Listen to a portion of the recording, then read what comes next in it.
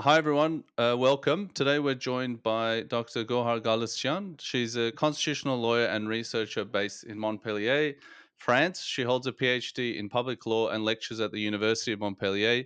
Her research focuses on institutional balances and constitutional reform. She's a committed community leader.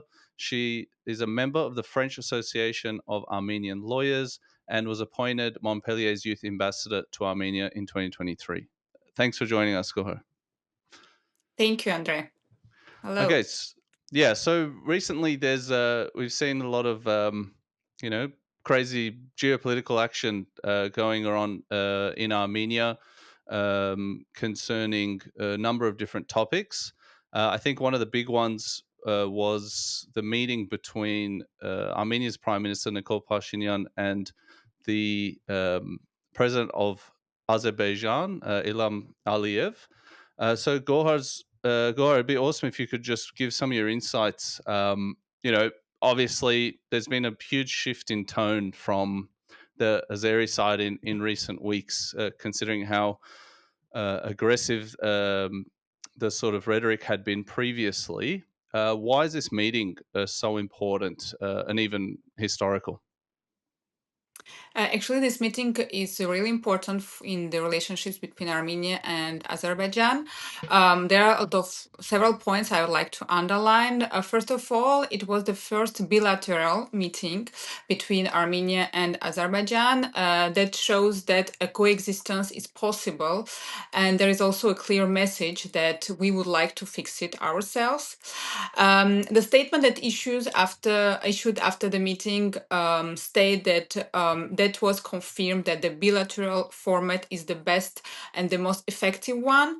And here we clearly see that they would like to make a message. We don't need a mediator, and of course we think about Russia, who was historically this mediator between Armenia and Azerbaijan, because from the legal point of view, Russia is one of the presidents of Group of Minsk, but also, and that is even more important, it is the region where Russia has its influence, historically influenced the South Caucasus. And here we are in a real feudal and imperial logic of domination. I think we are going to talk about this later. So first of all, the bilateral format, which is really new. Secondly, the meeting took place in Abu Dhabi, which is also a new thing. At first point of view, we can think it's like a neutral country, but actually Emirates are an important partner of the US and of the UK. So we can here see something also, yeah, an indirect influence of the US.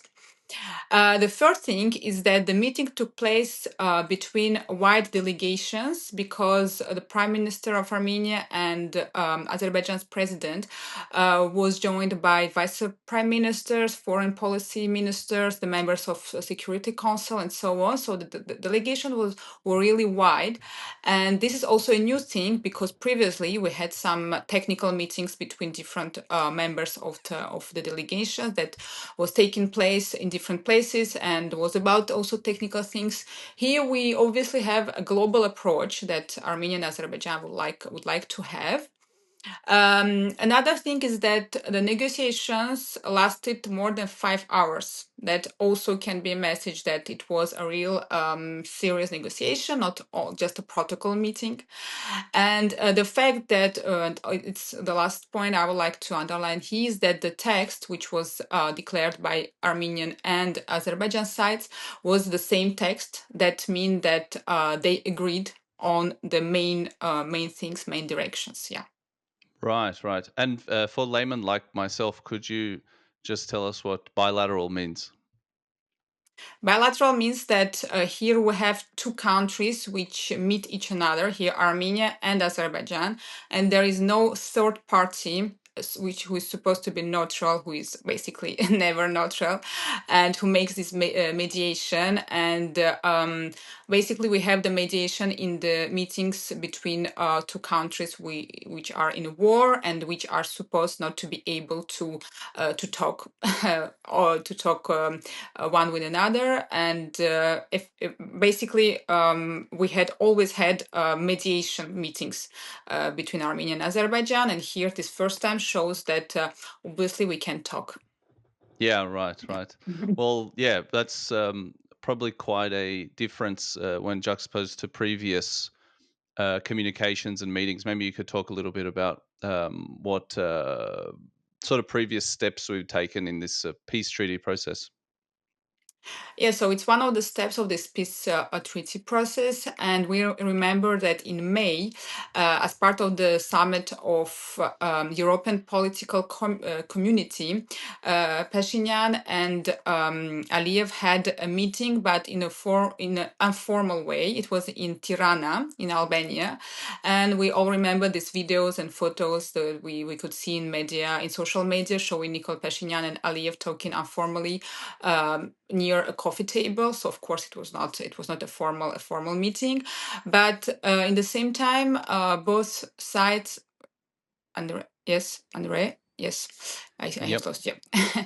But in the same time, yeah, in May, so both sides emphasized the importance of the reaching of an agreement and the fact that they would like to sign this treaty, this peace treaty, and so they just discussed about the current situation, but previously we didn't have any more details, and that's why this formal meeting is quite important.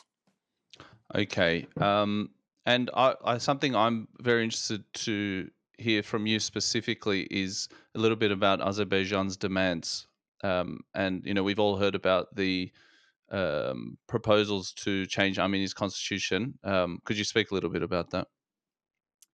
Yes, the reason why this treaty is so complex to be signed is that the demands from Azerbaijan, who has who is the strongest part here, unfortunately, is that the demands can be difficult for Armenia. I would like to talk about three of them, which we could hear in the declaration of foreign policy ministry. The first of all, it's the fact to amend the constitution of Armenia, because according to Azerbaijan interpretation, the fact that Armenia's constitution has an article talking about the independence declaration of Armenia, which talks about Artsakh, is a way to have claims to Azerbaijan's territory.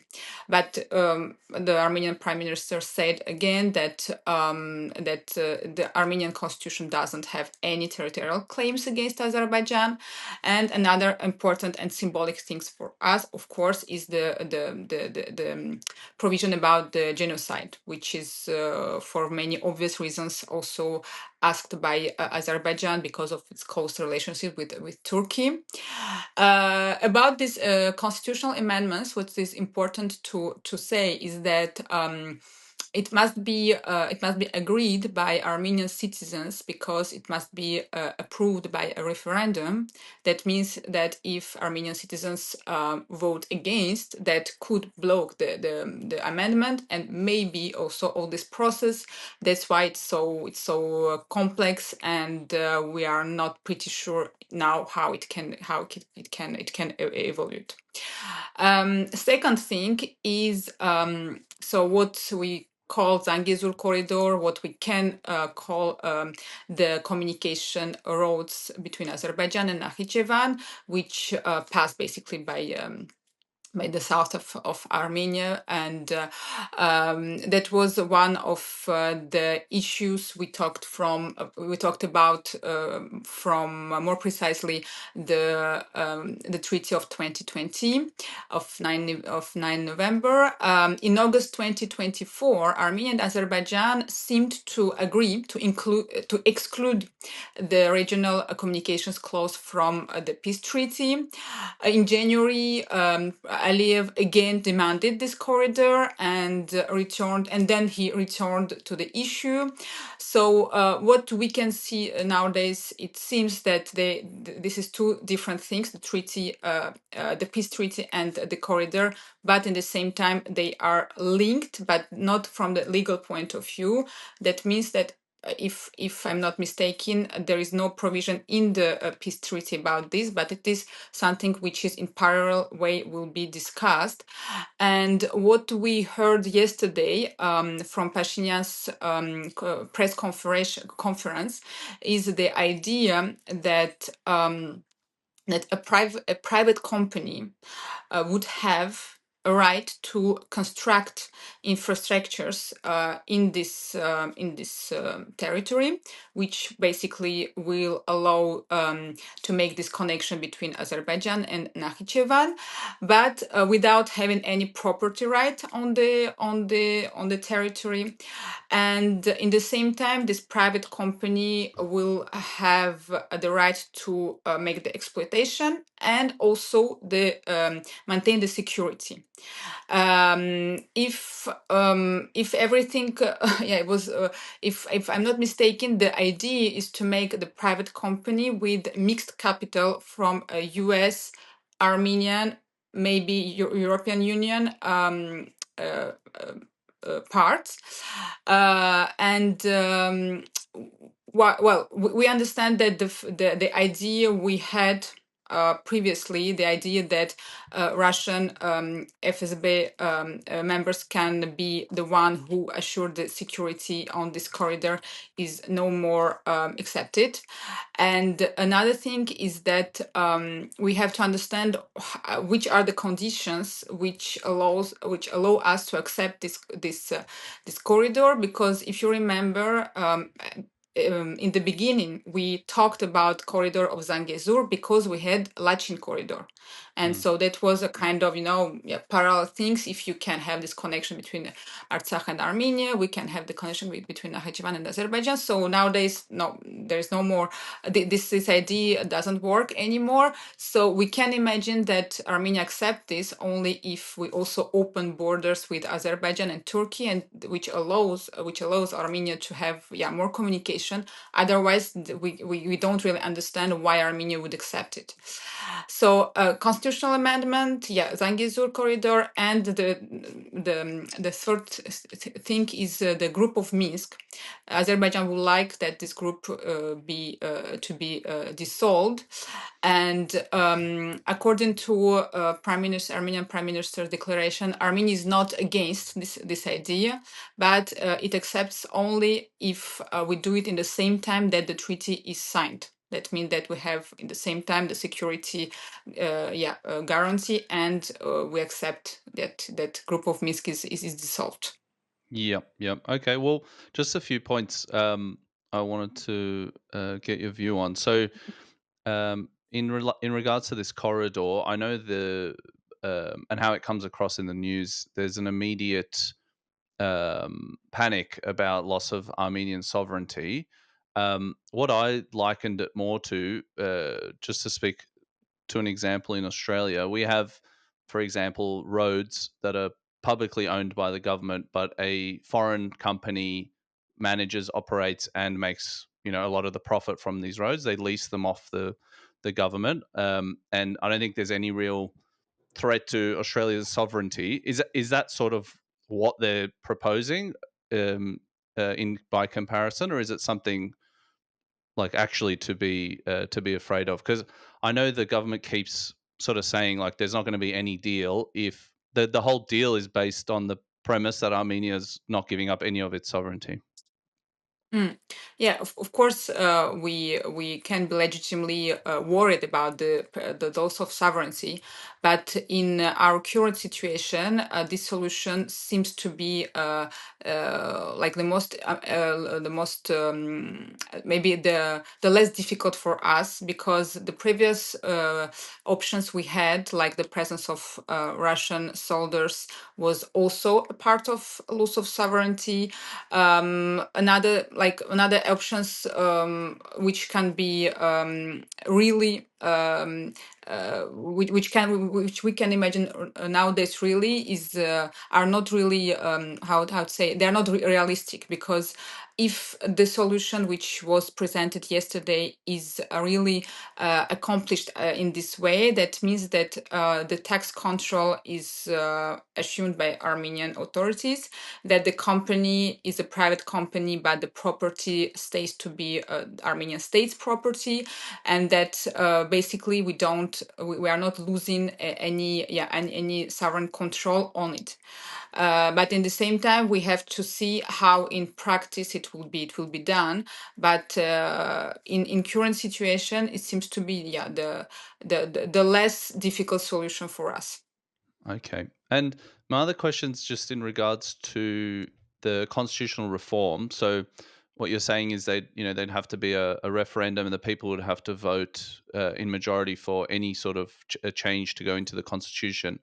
Um, this might be more like from a technical standpoint. How do you picture the government would organize, a vote like this? Do you think they would leave it until like the next election, or what's sort of your view on strategic, if they're serious about constitutional change, what would you think would be the strategy they would be looking to take? In recent declaration of the prime minister, we understood that he would like to do it before the elections. But in the same time, we understand that it can be a kind of unpopular decision, because in the case the amendment is rejected by the population, it can be viewed like a rejection of the government policy in the same time. So I don't think that strategically it is a good point for the current government.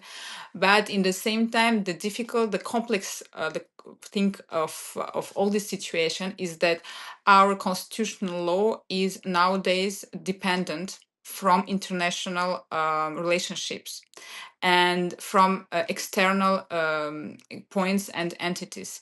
That means that the way that this treaty the peace treaty negotiations evolve will also influence the way we are going to act in our constitutional law, and that shows this complexity between our internal law and actually diplomatic things which are originally external to the constitution. Yeah, it seems like a very tricky situation to be in.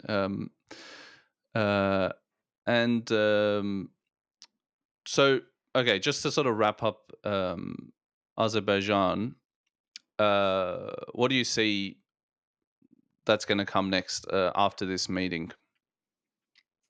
So even if the treaty is not signed yet, it is an important step, which is significant not only for Armenia and Azerbaijan, but I think also it's an important step for the future of all the region, because for both states, it is a real an obvious sign and message that the dialogue has begun, and that obviously we are not going back to military actions, so we are not going back to war, and both Armenian and Azerbaijan authority underlined the fact that they are not going that's not the moment we are supposed to go back to military actions, and that is a really good point, especially for Armenia, because once again we have to be realistic, and we are not in the situation which allows us to begin again a war. It will be a real suicide for us. And by the way, the fact that the third point of the text, which was declared released by both parties, talks about the connections between civil society, between experts, between parliamentarians, shows that we would like to have a kind of mutual trust, and that we are trying in any cases to build new relationships, which is not only on the most the highest level, but also in a more in a more global level. And for the rest of the region, this negotiation, I think, is going to redraw the zone of domination between the big countries we of course know: Russia, Turkey, US, European Union, and Iran. This small two countries of South Caucasus are very important for all these big empires. Yeah, it's so interesting to sort of see also the Azeri-Russian relationship deteriorate simultaneously. Uh, and it just, yeah, I guess the next question is, what about Turkey in all this? Obviously, there was another historical visit between the leaders of Armenia and Turkey, and I know the sort of um, issues that people have with this of trying to normalize relations and trade is the topic of the genocide. Um, but yeah, it'd be interesting to hear your thoughts about this. Yeah, actually, we had this also historic visit of Nicole Pashinyan to Turkey before the meeting with Azerbaijan. And of course, the Turkey is interested in the normalization of the situation. And in the same time, Azerbaijan is a very important partner for Turkey. And this here we have the key of it's really the key geopolitical actor in the region. In the same time, the Turkey is the main partner of the US, the United States in the region. So we also have to have it in our mind. And for many obvious reasons, Armenians have a very suspicious views on Turkey because, of course, the genocide, but also because of the war in Artsakh, where Turkey has an important influence and helped a lot Azerbaijan. But in the same time, the current government tries to have a more like real politic direction. And for example, we remember that in 2023, Armenia sent humanitarian aid to the Turkey after the earthquake. And it was also a sign that we are neighbors and we try to coexist. Armenia recognized also Palestine, in independence of Palestine after the phone conversation with Erdogan, which also shows that obviously was one of the conditions. So we what Armenia tries to do is to separate Azerbaijan from Turkey, and to show that we can have good relationships with Turkey, even if for the moment the treaty is not signed. And actually, the Turkey's role in the region is really changing. And Turkey takes advantage of all the previous events we had. With the war in Ukraine, Russia had lost influence in the South Caucasus. And of course, because of the war against Israel, Iran also lost its influence. So Turkey is taking advantage. And what is also important to say is that Turkey is managing to have a real multi-directional diplomacy, because, for example, if we take the relationships between Russia and Turkey, Turkey condemned Russia's intervention in Ukraine, and in the same time concluded defense partnership with Kiev. So that was the message: we are against the war that Putin's began. In the same time, Turkey has not adopted any sanctions against Moscow. And in the same time, Turkey developed economic relationships with Moscow, taking advantage of the situation of Russia, the isolation of Russia. And in the same time, Turkey is trying to have influence inside Russia through the Turkish spoken language nations like Tatar, who live in Russia. So it's really like multi-directional diplomacy. And with other countries on the region, we can remind that Turkey has a very good relationship with Georgia, and Turkey became one of the major investors in Georgia and even in Abkhazia, even if Turkey has never recognized the independence of that region. With Azerbaijan, of course, we know how close Turkey and Azerbaijan are. And in the same time, not only the war of 2020, but also Turkey and Azerbaijan signed this, what we called the Declaration of Shushi in 2021, which provides for military cooperation and the protection of international integrity. And of course, it gives more confidence to Azerbaijan. And of course, they have very important economic interests because gas pipelines and oil pipelines connection between we have two so gas pipelines and oil pipelines between Azerbaijan and Turkey and Georgia, and that is also an important thing. Maybe that can we can understand why this neighbor of Armenia is so not the best neighbor we have, and it changed its position because of their economic interests. And Turkey is also a very good soft power diplomacy example with Turkey tries to use its diaspora economic cultural projects everywhere it is, and even it's also an important sociological studies shows how important are Turkish soap operas this series which we can see in different countries of the South Caucasus, and which also has an influence. Turkey is managing to take advantage of a lot of things. Yeah, no, it's so interesting. And just one thing that was very, um, well, seemingly incongruent when living in Armenia from the Spurk was just how much Turkish products, fruit, fresh vegetables, a lot of clothes, cheap clothes, all that sort of stuff was just, you know, Mm. ubiquitous in Armenia. So there's already a lot of interaction there.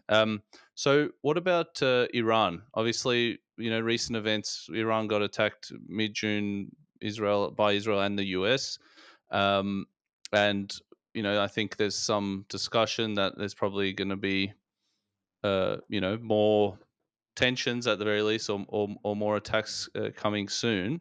Yeah, what do you think Iran's role is shaping up to be in the region based on the recent events? Well, we can observe that the weakening of Iran after this 12 days war against Israel and the U.S. Strikes on nuclear centers, and of course it's difficult to play a role of force in the region after this episode, and we can see it's not a good thing for Armenia, and as usual, Armenia, is feeling the consequences of things which it was not involved in. And here we have this example, because of course Iran is more like, let's say, pro-Armenian country, and its presence helps this balance of forces in the region. Even if we can also underline that despite this pro-Armenian position of Iran, it didn't really do anything during the war of Artsakh. So it's also a good neighbor, but we can't always rely on it.